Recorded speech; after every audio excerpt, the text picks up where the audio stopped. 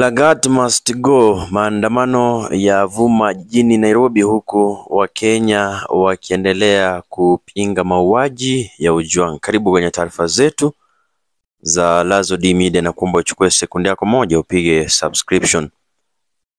Waandamanaji walikusanyika karibu na wilaya kati ya biashara ya Nairobi almaarufu kama Central Business ama CBD Alhamisi, wakitaka naibu inspector general wa huduma ya kitaifa ya polisi Eliud Lagat ajiuzulu. Waandamanaji hao walisikika wakiimba hakuna haki, hakuna bajeti, wakirejelea bajeti ya kitaifa ya mwaka 2025 mwaka 2026 na katibu wa baraza la mawaziri wa hazina John Mbadi.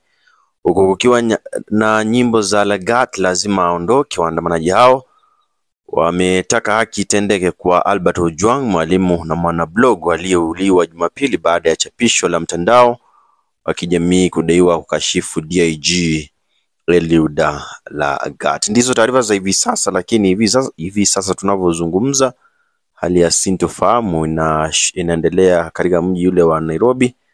Maafisa wale wa polisi wakikabiliana na waandamanaji ambao wanataka